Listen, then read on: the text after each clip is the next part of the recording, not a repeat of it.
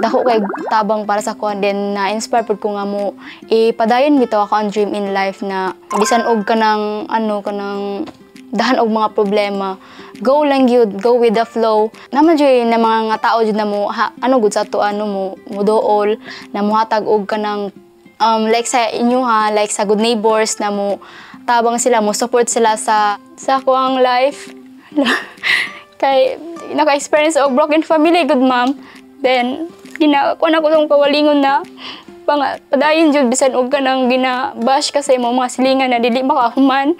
Kuan ako sa kong mind nga, yes, kaya ni mo isa, yung mga tao nga mutama sa imuha na good ma'am. Even my school has been supported by good neighbors, and also community boho is also supported by good neighbors. And also I've been supported by good neighbors like school bags, uniforms, school shoes, pens, books, and blankets. And I'm so very encouraged by good neighbors. Nhờ được sự hỗ trợ của Diên Nai thì em đã được học và biết đến khóa học. Hiện tại em đang là một thợ phụ trong một salon tóc.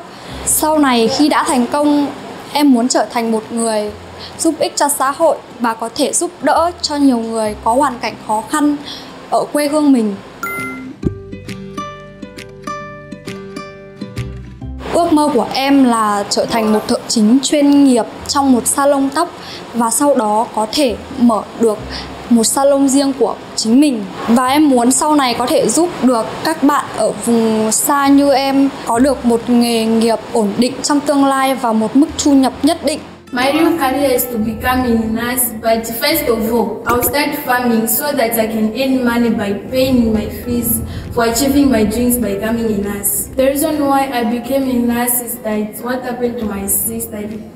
He got sick, and then there was no one to help her. That's why I came interested in becoming a nurse. Dream jud ako na may mong teacher po, especially sa mo ang community na need gyud og teacher kay kulang dito teacher jud niya. Especially sa amo ang ano po na kulang ay sa mga student na dili makay pa eskwela kay wala ika bayad sa school.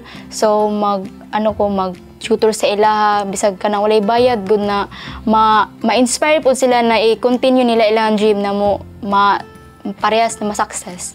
Yun nga po nga na sila maka-help dili lang sa kong family. Trong khóa học này thì em ấn tượng nhất là kỹ thuật uốn tóc vì em thấy em có sở trường trong công đoạn này và muốn mang lại một mái tóc bồng bềnh cho khách hàng. Ngoài các kiến thức chuyên môn thì em còn được học về kỹ năng mềm, kỹ năng giao tiếp và kỹ năng giải quyết vấn đề với khách hàng.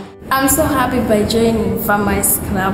The most memorable thing which I learned in Farmers Club is how to make a compost. Trying lang gud na ako kay na may mga tao nga mag-offer good na opportunity. So grab it jud po makatabang sa community, sa akong parents, especially sa mga tribe po kay sa among tribe kay more on good ma'am.